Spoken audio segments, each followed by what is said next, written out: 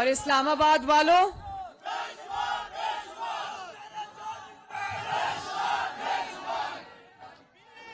میری بات سنو، بات سنو.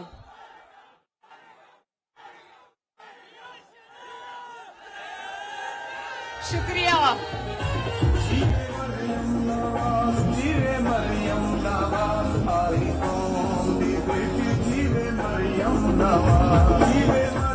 میری بات سنو، بڑے غور سے میری باتیں سنو، بڑی ضروری باتیں ہیں، اور وہ باتیں آپ نے پھر راول دستہ بن کے آگے لے کے جانی ہے، اس لیے یہ باتیں سننا بہت ضروری ہیں.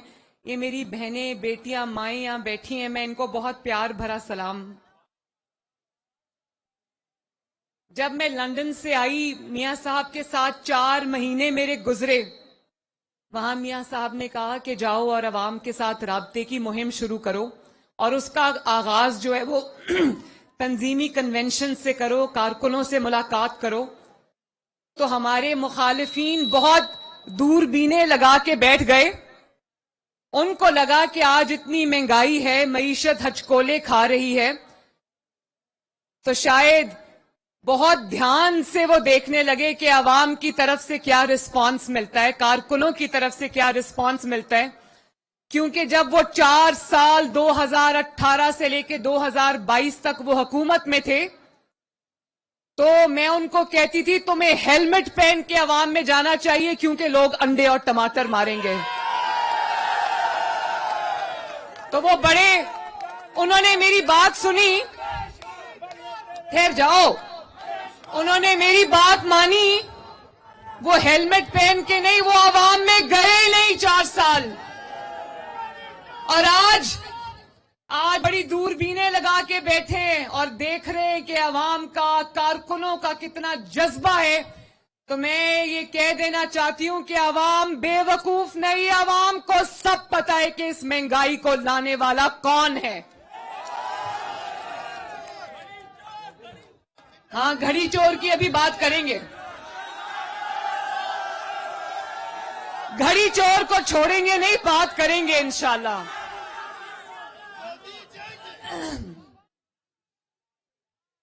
تو بات یہ ہے،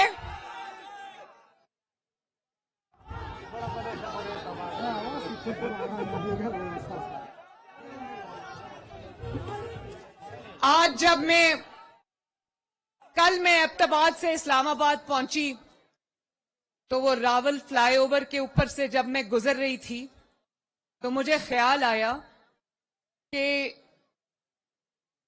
2017-18 ہر روز نواز شریف صاحب کے ساتھ نیب کا انتقام بھگتنے ہم لاہور سے جب آتے تھے، تو راول فلائی اوور جو تھا وہاں پر ٹریفک جیمز ہوتے تھے، ہمیں وقت سے پہلے نکلنا پڑتا تھا.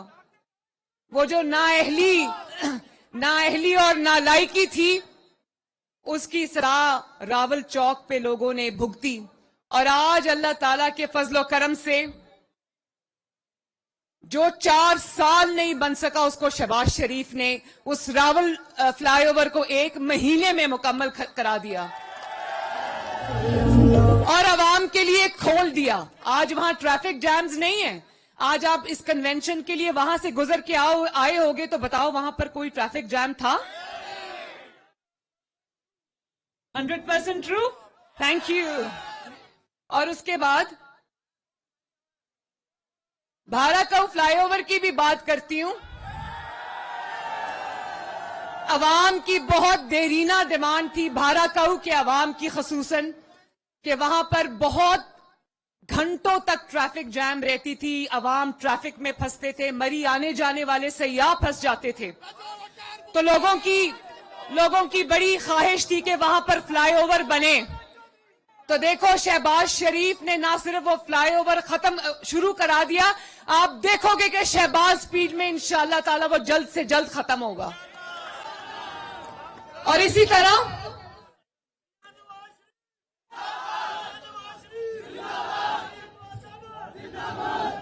طرح اسلام آباد میٹرو کی طرف آ جاؤ. 4 سال وہ میٹرو مکمل نہیں ہو سکی اس کو شہباز شریف نے 15 دن کے اندر عوام کے لیے کھول دیا.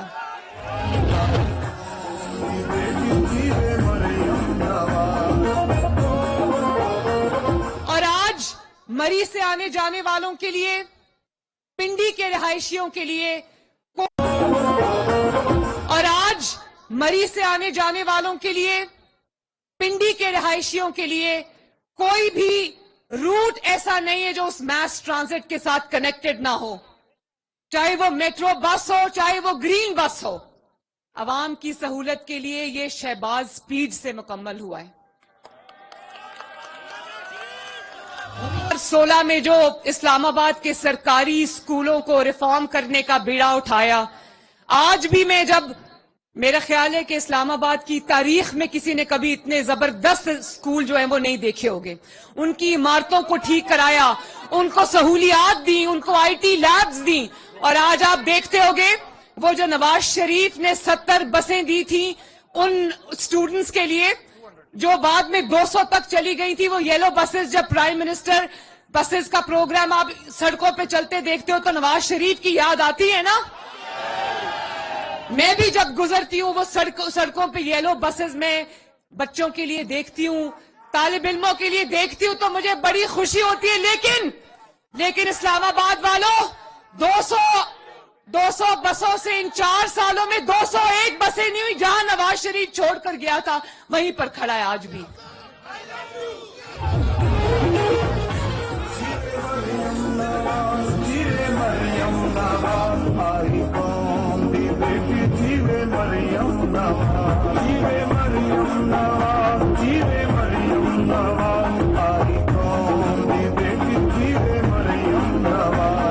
اسلام آباد والوں, موازنہ 2022 کا 2023 سے نہیں ہوگا.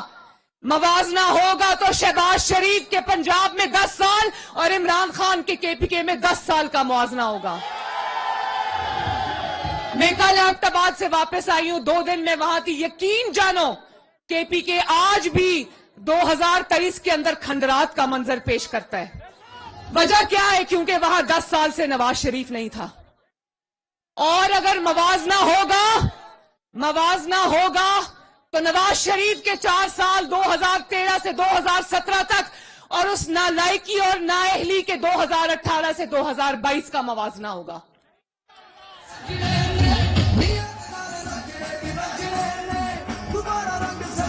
اسلام آباد والوں, مجھے بتاؤ یہ کوئی انصاف کی بات ہے کہ جب ملک ہچکولے کھاتا ہے, جب معیشت ہچکولے کھاتی ہے تو نواز شریف کو پکڑ کے لے آتے ہیں کہ ملک کو ٹھیک کرو.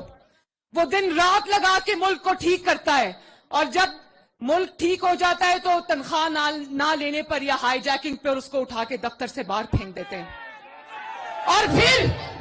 اور پھر جب نااہلوں کے ہاتھ میں ملک آتا ہے, ملک نیچے جاتا ہے, تو پھر نواز شریف کو آوازیں دیتے ہیں کہ آؤ اور ملک کو ٹھیک کرو.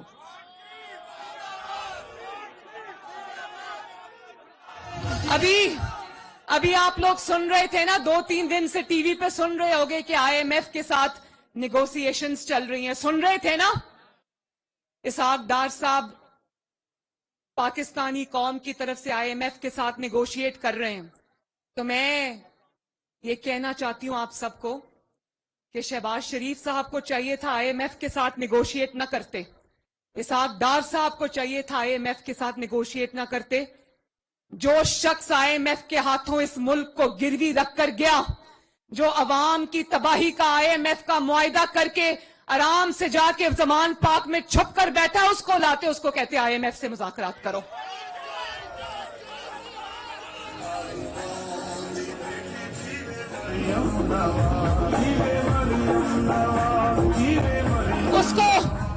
اس کو بٹھاتے نا ذرا IMF کے سامنے اور کہتے ذرا IMF کو بھی بتاؤ اور اس قوم کو بھی بتاؤ کہ IMF کے ہاتھوں ملک کیسے گروی رکھا, کیا شرائط طے کی کہ آج بھی معیشت سنبھلنے میں نہیں آ رہی, اور لوگوں کو بتاؤ کہ تمہاری 4 سال کی نااہلی کی وجہ سے آج قوم کو یہ دن دیکھنا پڑ رہا ہے. خود تو آرام سے جا کے زمان پاک کے بنکر میں بیٹھ گیا, عوام کے چولہے بجھ گئے. کیا تکلیف تھی جب 2013 سے لے کر 2017 تک نواز شریف نے بھی IMF کا ایک معاہدہ بھگتایا تھا. लेकिन दिल में दर्द था नवाज शरीफ के, अवाम का दर्द था। अवाम के चूल्हों पे जो रोटी पकती थी उसकी तकलीफ थी नवाज शरीफ को। तो वो IMF का मुआहिदा न सिर्फ भुगताया बल्कि पाकिस्तान की 75 साल की तारीख गवाह है, और आप सब गवाह हो कि नवाज शरीफ के 4 साल में आटा 1 रुपया नहीं बढ़ा, 35 रुपए किलो पर रहा या नहीं रहा। IMF के मुआहिदे के बावजूद चीनी 50 से 55 रुपए किलो रही 4 साल या नहीं रही। डॉलर 100 से नीचे रहा या नहीं रहा, और घी 140 पे रहा या नहीं रहा। और ग्रोथ, पाकिस्तान की ग्रोथ 6% पे जा रही थी, पिछले 4 साल की नाअहली और नालायकी से जमीन के नीचे चली गई, माइनस में ग्रोथ चली गई। और ये वही बेहिस इंसान है ना जो जब इक्तदार में था तो कहता था मैं आलू प्याज की कीमतें कम करने नहीं आया। ये बिल्कुल सही कहता था, बिल्कुल सही कहता था, क्योंकि ये कम करने नहीं आया, ये ज्यादा करने आया था, कीमतें बढ़ाने आया था, जिसकी कीमत आज अवाम को अदा करनी पड़ रही है। बनी गाला का किचन भी कोई और चलाता है, जमान पाक का किचन भी कोई और चलाता है, क्योंकि इसका कोई जरिया आमदन नहीं है। ये वो लोग चलाते हैं जो इनको हीरे जवाहरात देते रहे हैं, लेकिन अवाम जो है वो अपने किचन अपनी मेहनत और खून पसीने की कमाई से चलाती है। अवाम के इस मुजरिम को IMF के कटहरे में भी खड़े करे और अवाम के कटहरे में भी खड़ा करो, इसे पूछे कि क्यों IMF के हाथ ये मुल्क की गिरवी रख के चला गया। ये मुल्क आज अगर हम चाहें भी तो दिन रात की सर तोड़ कोशिशें कर रहे। मैं खुदा को गवाह बनाकर कहती हूं, शहबाज शरीफ साहब 6 बजे काम शुरू करते हैं, इसहाक डार साहब सुबह फजर के बाद काम शुरू करते हैं, लेकिन ये कोई ऐसी जो ये 4 साल का गंद और तबाही मचा कर गया है, ये 2-4 महीनों में ठीक होने की चीज नहीं है। लेकिन यकीन रखना कि अगर 3 दफा जब भी आपने इक्तदार दिया, मुस्लिम लीग नून को मुल्क को तरक्की के ऊपर रास्ते पर डाल गई। यकीन रखना कि इंशाअल्लाह ताला वो वक्त भी आएगा।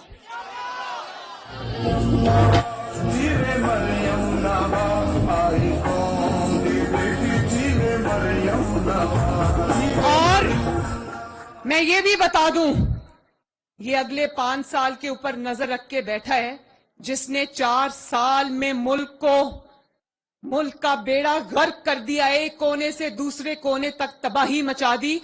4 साल में अगर अगले 5 साल भी इसको मिल जाते तो सोचो आप सबका क्या हाल होता। और आज मान गया है, कहता है कि ऐवान सदर में मैंने मुलाकात की थी, तो अगर मुलाकात की थी तो आज याद आया मुलाकात की थी। वो चुप करके छुप के रात के अंधेरे में मुलाकात क्यों की थी? वो इसलिए की थी कि शायद दोबारा से साजिश करने का मौका मिल जाए, और वो मुलाकात कामयाब नहीं हुई तो आज सब मीर जाफर भी हो गए, मीर सादिक भी हो गए। बात है, और कल परसों सुन रही थी, कह रहा था ताली एक हाथ से नहीं बजती। एस्टैब्लिशमेंट को कह रहा था कि मैंने तो ताली के लिए हाथ आगे किया हुआ है, दूसरा हाथ नहीं मिल रहा।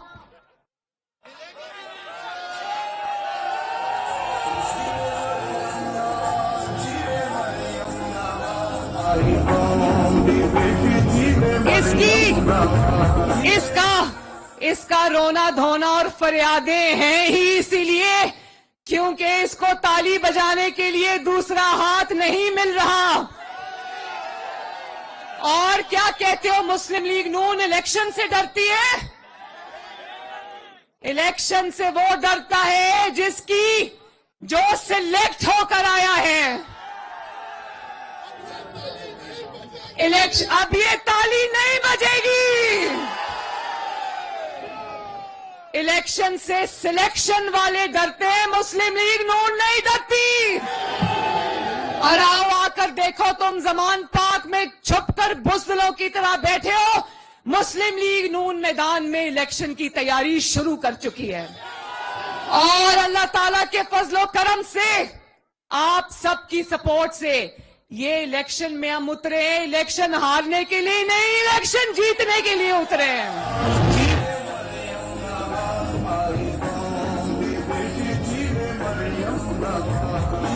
और ये भी सुन लो, वो जो 2018 में तुम्हारी सिलेक्शन कमेटी थी ना, वो अब टूट गई है। اب تمہیں فکر ہونی چاہیے. سلیکٹرز گھر چلے گئے ہیں, اور نہ صرف گھر چلے گئے ہیں بلکہ دونوں ہاتھوں سے انہوں نے اپنے کان پکڑے ہوئے ہیں. کل پرسوں میں سن رہی تھی کہ کہہ رہے تھے کہ عمران کا گھر جانا ضروری تھا کیونکہ وہ ملک کے لیے خطرہ تھا. جس خطرے کا آپ کو آج پتا چلا ہے مسلم لیگ نون, وہ خطرہ پاکستان کے لیے 2011 میں ہی بھاپ گئی تھی. تو اب آپ کی کہانی ختم, سازشوں کا دور ختم, سلیکشن کمیٹی ختم. وہ جو بابا رحمت تھا نا, بابا رحمت جو اپنے آپ کو کہتا تھا, وہ بابا رحمت اس قوم کے لیے سب سے بڑا بابا زحمت بن گیا. اور جو اس نے امانت اور صداقت کے سرٹیفکیٹ دیے نا اس کو, آج گلی گلی محلے محلے صداقت اور امانت کے پول کھل رہے ہیں. کوئی وہ گھڑی چوری کو رو رہا ہے, تحفے بیچ کر کھا گیا.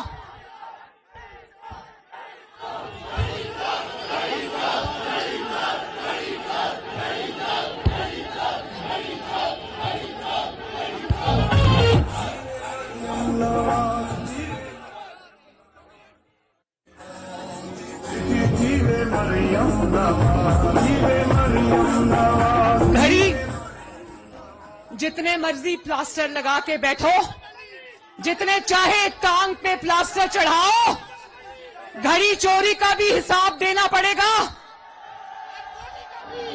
اپنی اولاد کا بھی حساب دینا پڑے گا, خانہ کعبہ کے نشان والی تصویر والی گھڑی بیچنے کا بھی حساب دینا پڑے گا, فارن فنڈنگ کا بھی حساب دینا پڑے گا, اور جو آپ کی بیگم صاحبہ نے 5-5 کیرٹ کے ہیروں کی انگوٹھیاں رشوت میں لی ہیں, اس کا بھی حساب دینا. یہاں پر مجھے بہت نوجوان نظر آ رہے ہیں ماشاءاللہ, اور یقین جانو اتنا جذبہ ہے آپ لوگوں میں, اتنا جذبہ ہے آپ لوگوں میں, جب بھی میں آپ لوگوں کو دیکھتی ہوں میرا حوصلہ جو ہے وہ کوہ ہمالیہ جتنا ہو جاتا ہے. لیکن میں اپنے نوجوانوں کو, اپنے بزرگوں کو, بھائیوں کو, بہنوں کو, آپ سب سے وعدہ لینا چاہتی ہوں کہ اسلام آباد میں اس دفعہ جو اسلام آباد کی سیٹس ہیں وہ جیت کے دکھانی ہے. ہارنے کے لیے میدان میں نہیں اترنا, جیتنے کے لیے اترنا ہے. وہ کہتے ہیں نا, اٹھ باندھ کمر کیا ڈرتا ہے, پھر دیکھ خدا کیا کرتا ہے. ہم نے کمر باندھ لی ہے انشاءاللہ, اور میں پاکستان کے نوجوانوں سے مخاطب ہوں.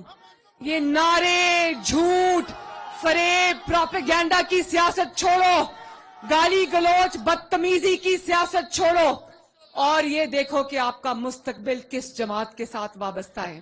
آپ کا مستقبل اس جماعت کے ساتھ وابستہ ہونا چاہیے جس نے آپ کو یوتھ پروگرام دیا, جس نے آپ کو لیپ ٹاپس دیے, جس نے آپ کو اسکالرشپس دیے, جس نے آپ کے لیے کالجز اور یونیورسٹیز بنائی, جس نے آپ کے لیے فورن اسکالرشپس دیے, جس نے آپ کو سی پیک بنا کر آپ کے لیے نوکریوں کے دروازے کھولے, نہ کہ ایسے فریبیوں کے ہاتھ میں جس نے 1 کروڑ نوکریوں کا وعدہ کیا تھا. ملی کسی کو نوکری؟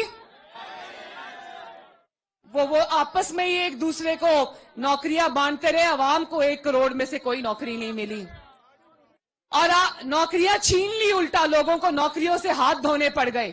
اور اس کے بعد 50 لاکھ گھر کا وعدہ کیا, ایک گھر ملا کسی کو؟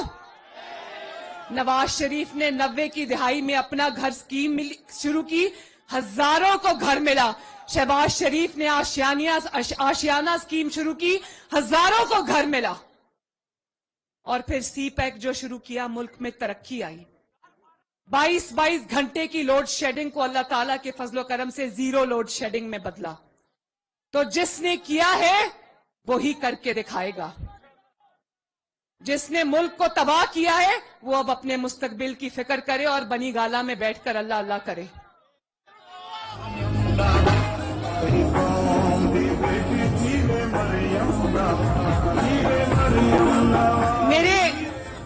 میرے شیروں اور شیرنیوں, میرے سے ہاتھ اٹھا کے وعدہ کرو کہ آج کے بعد گھروں میں نہیں بیٹھو گے, الیکشن کی تیاری کرو گے, یوتھ میں اپنا میسج پہنچاؤ گے, خواتین میں اپنا میسج پہنچاؤ گے, سوشل میڈیا پر اپنی اپنی پریزنس کو بڑھاؤ گے. جو لوگ سوشل میڈیا پہ ہیں اچھی بات ہے, اور زیادہ ٹائم دو. جو نہیں ہے وہ اپنے اکاؤنٹس بنائیں سارے سوشل میڈیا کے پلیٹ فارمز پہ, کیونکہ ہمیں گلی محلے اور سوشل میڈیا سب پر نواز شریف کی اور اس ملک کی جنگ لڑنی ہے. یہ مریم نواز کی جنگ نہیں ہے, یہ مسلم لیگ نون کی جنگ بھی نہیں ہے, یہ 22 کروڑ عوام اور پاکستان کی جنگ ہے جو ہم نے لڑنی اور جیتنی ہے انشاءاللہ تعالی. وعدہ تو آپ وعدہ کرتے ہو, میں بھی آپ سے وعدہ کرتی ہوں کہ بھلے کچھ دن لگ جائیں لیکن آپ کی امیدوں کا دیا ہم بجھنے نہیں دیں گے. جب تک اس ملک کو مشکلات سے نہیں نکال لیں گے چین کی نیند نہیں سوئیں گے انشاءاللہ. یہ ملک ہمارا ہے, یہ ملک ہمارے نوجوانوں کا ہے, یہ ملک میرے شیروں کا ہے. انشاءاللہ